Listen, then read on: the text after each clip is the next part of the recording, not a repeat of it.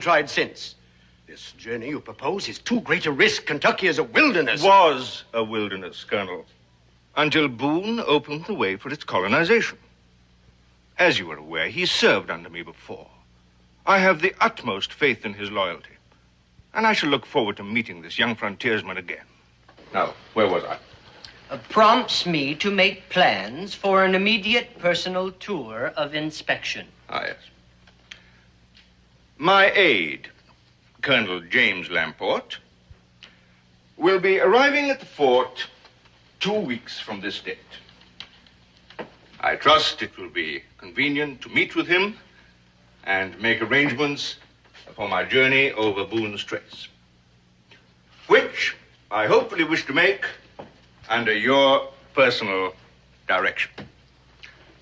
With kindest regards, looking forward to our next meeting, I remain respectfully. Would you read that back to me, please, Mr. Portman? Dear Mr. Boone. In reply to your letter of the 21st, Pa? I am deeply... Pa? Is it true, Pa? Is it true, Pa? Is it real honest true? It's what true? About President Washington. Ma says he's coming here to Kentucky. Well, that's what it says in the letter. You don't seem very excited about it. Well, ordinarily, I'd be real excited. But under the circumstances, I can't honestly say that I am. I don't understand, Pa. Well, neither do I. This letter from Mr. Washington is an answer to one I never wrote in the first place.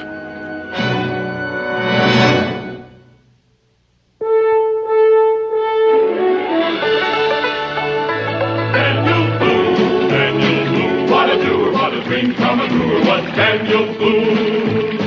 From a coonskin cap on the top of old Dan to the heel of his rawhide shoe, the rippinest, roaringest, fightingest man the frontier ever knew. Daniel Boone was a man, yes, a big man, and he fought for America to make all Americans free. What a Boone, what a doer, what a dream come true was he.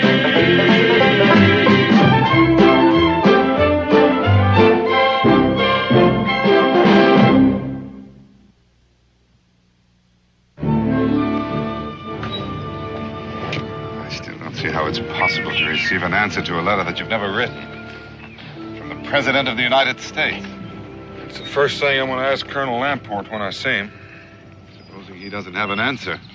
I'll just keep on going till I get to Mr. Washington himself.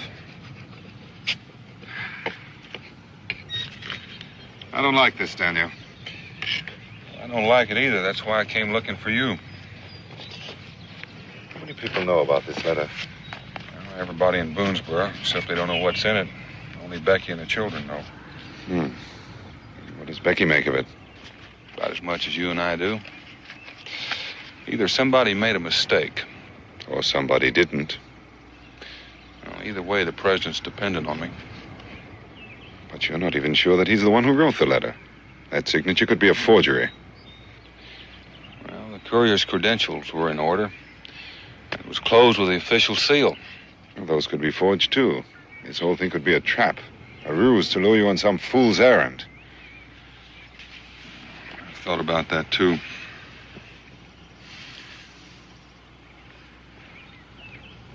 You know what I think? What? This fish is much too salty. And you should know by now. You've already eaten 6. Thank you. Now, tell me, Daniel, what can I do to help?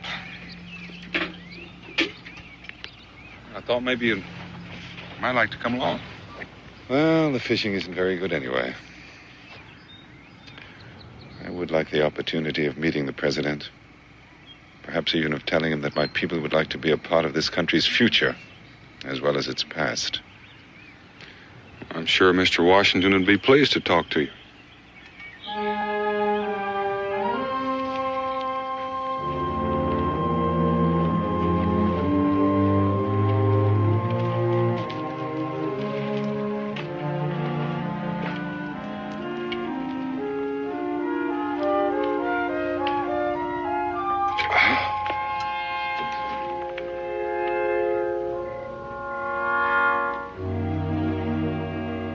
turn, Daniel.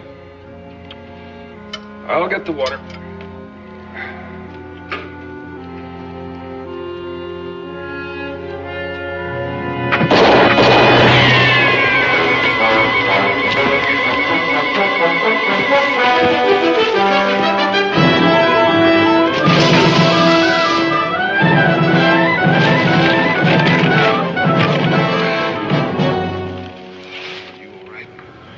My tail feathers are a bit ruffled.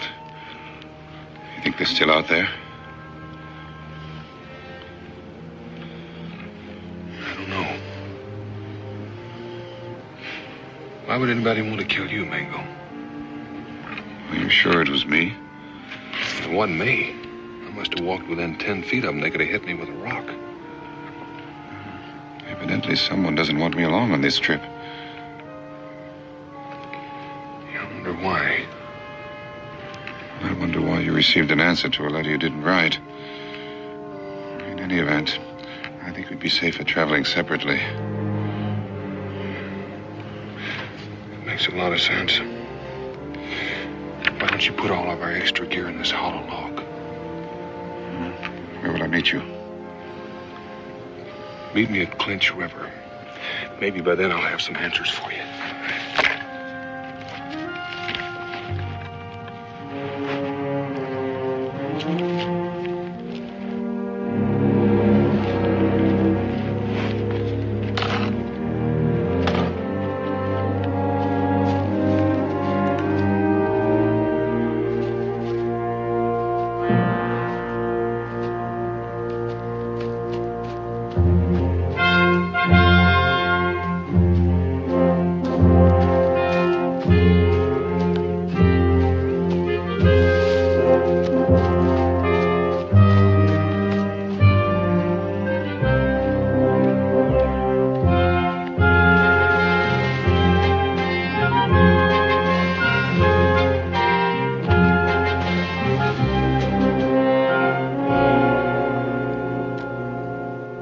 I can't understand it, Colonel.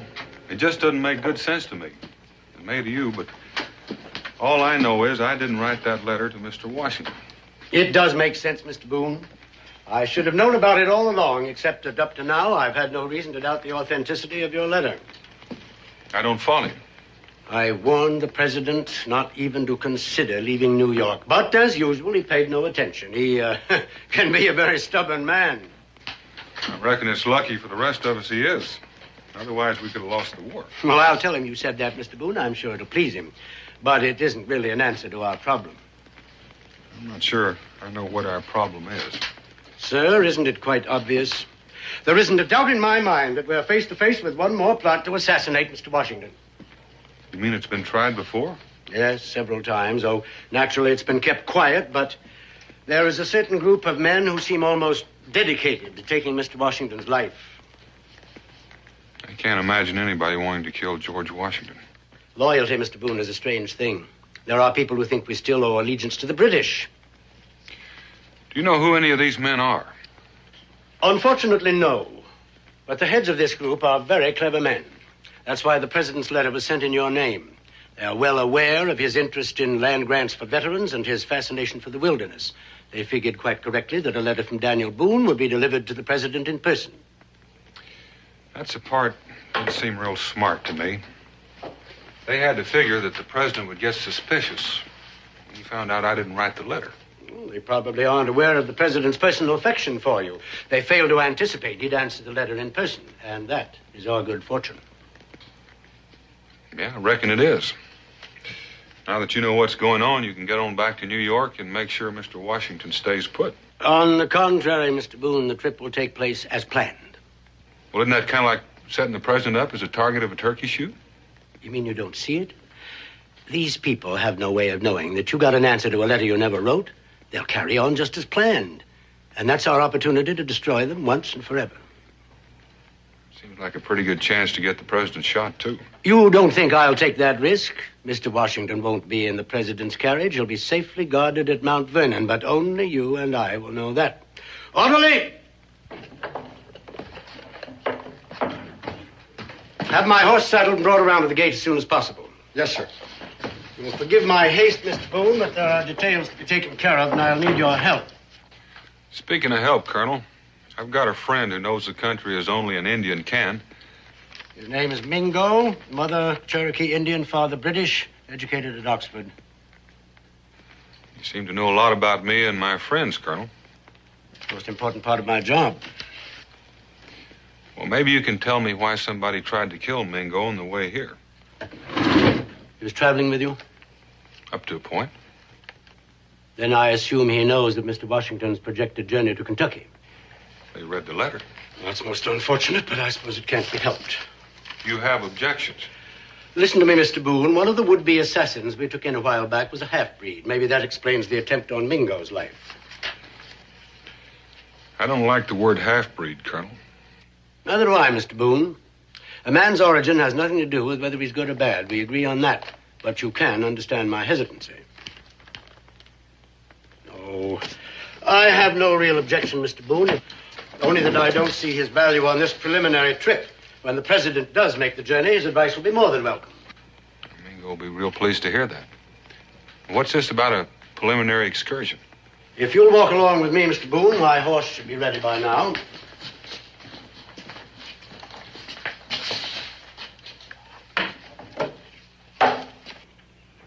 Due to the risks involved, I have thought it advisable to make a prior study of our intended route. In order to accomplish that, I've added several new men to my staff. For security reasons, only one of them will make himself known to you. That man is already on his way to Clinch River to work with you on preparations for the president's safety. Until my arrival, he will be in charge, unless you object to that arrangement. Well, there's no objections, Colonel. It sort of works a little outside of my line anyway. Good. He'll need your help in choosing campsites and plotting danger points along the way. Places where the carriage might be forced to stop and face an ambush. Well, how will I find this man? He'll find you. Here's a copy of his orders. He'll give you the original to identify himself along with his other credentials. Well, what if he asks me for my credentials? I hardly think you'll need them, Mr. Boone. There's only one of you in all Kentucky, and if I may say so, you are rather unmistakable. Well, there's just one more question, Colonel. What if folks get curious about this trip? That possibility's already been considered. You'll simply be acting as a guide in a land survey. You have worked in that capacity before, I believe? Yes, sir. All right, then, until we meet again, a safe journey, Mr. Boone. Same to you, sir.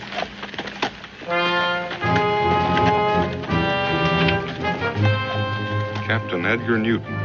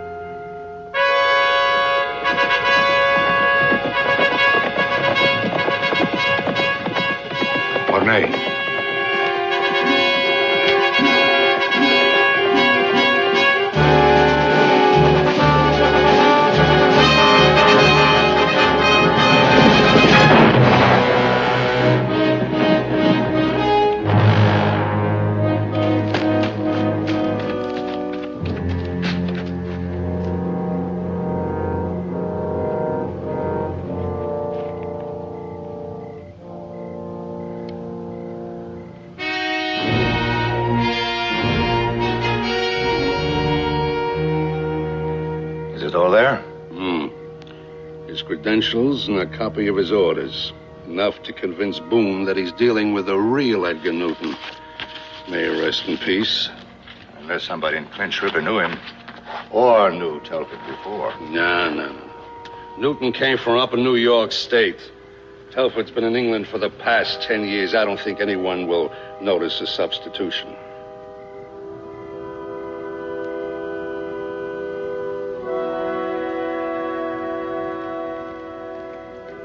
Sit down, Warner. You've walked at least 10 miles since dark. Captain Newton should have been here long before this, so doesn't that bother you? Not especially. His horse could have gone lame, or he could have been delayed in some other way. Or we could have chosen the wrong spot for the rendezvous. Yes, since it was the same in both orders, I don't think there's much chance of that now. Have another drink, you'll be alone. You seem to forget we have a schedule to keep, and there's been small allowance made for error. There might have been a change in plans. In that case, allow me to congratulate you on your alertness, gentlemen. I could have killed you both easily. Give me a drink, John. At least I'm glad to see you both here on time. On time? We've been waiting here since noon. My horse apologizes. We've been traveling since morning. And we're not staying the night? No, Boone's due in Clinch River sometime tomorrow. I'm expected to meet him there. I'll saddle up then. No. The colonel thinks it's better we travel separately and meet as strangers.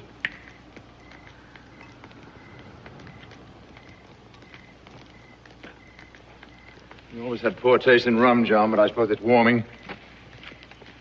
To your health, gentlemen. And to the death of Washington.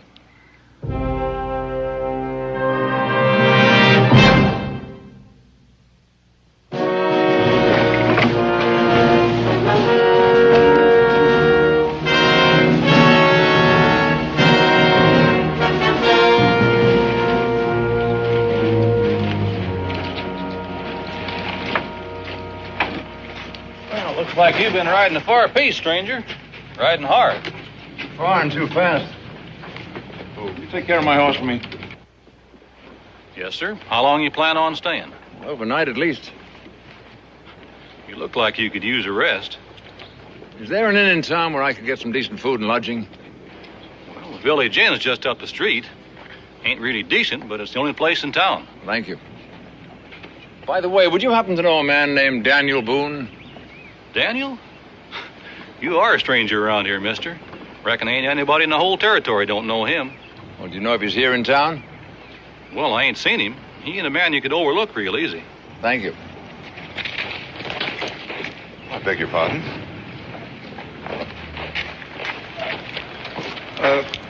Haven't we met before? That seems unlikely since I'm not in the habit of associating with savages. I'm sure I've seen you before. And I'm sure you should be taught some manners. Fight! Get him, knock him down! Fight! Somebody get a fight! Look, we have no quarrel. Get that Indian!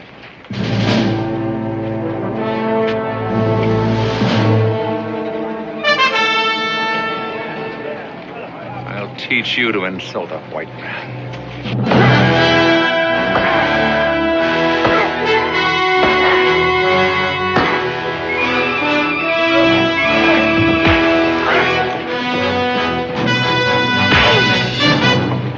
You all right, Mingo? No thanks to him. Would you like a free swing at him? That seems to be his style of fighting. Excuse me, sir. I think there's been a slight misunderstanding. You're sure of it? Now, you better get out of here, mister. He may not want to swing at you, but I'm real tempted. I believe I heard him call you Daniel. Your last name happened to be Boone? Could be. Afraid I owe you and your friend an apology, sir. This whole affair was entirely my fault. It's unfortunate we had to meet this way, but perhaps the whole incident can be forgotten. For our mutual advantage. My name is Edgar Newton. Edgar Newton? Since what we have to discuss is confidential, I would prefer to find somewhere more private. If you'll meet me tonight in the tap room, I'll be happy to show you a copy of my credentials and my orders. Perhaps that will suffice to convince you.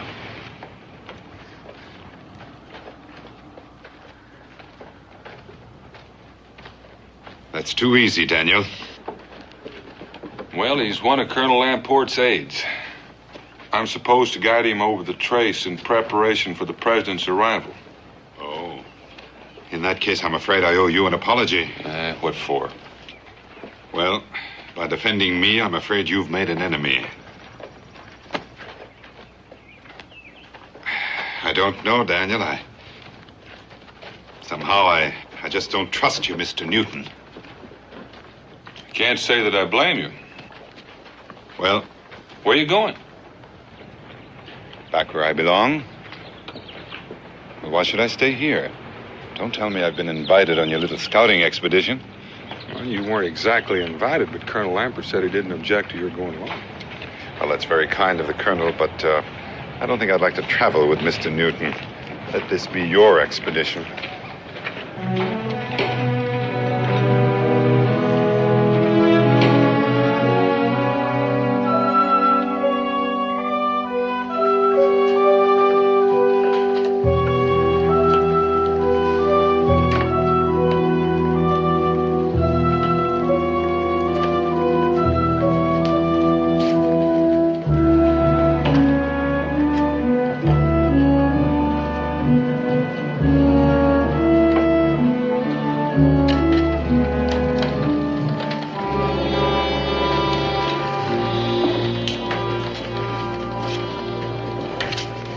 Papers seem to be in order. At least that's one thing between us that's settled. Now, about this afternoon's unfortunate affair.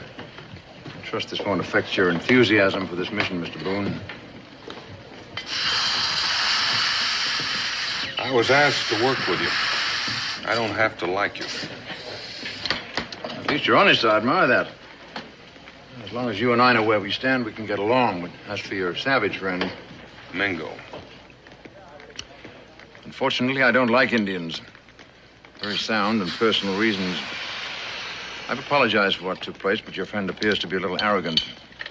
Before you go any further, Mr. Newton, I think you should know that Colonel Lamport has given his permission for Mingo to come along.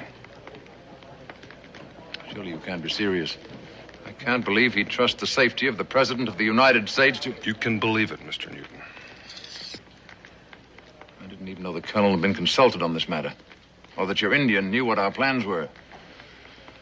Well, in the circumstances, I suppose I'm compelled to respect the judgment of my superiors. I can't say I look forward with pleasure to traveling with your Mingo. Mr. Newton, he felt the same way about you.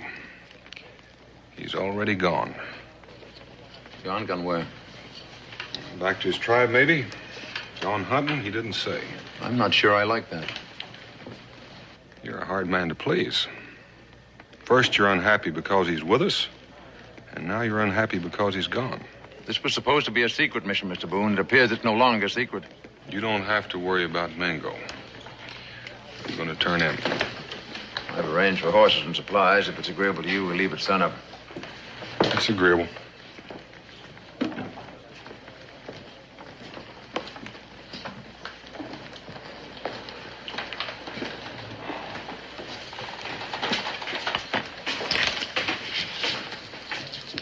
What did you find out?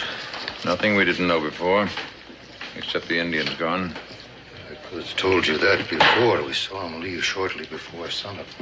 Which direction was he headed? West. Then get after him. At this time of night? At this time of night, he can't have traveled far. I don't see what harm he can do. He knew me in London. Not very well, fortunately, but given enough time, he might remember me. We can't take a chance like that. Where do we go, then? You'll find me on the trail. We leave at sunup. What do we do with the Indian when we find him? Just what you were told to do before. Only this time, don't miss.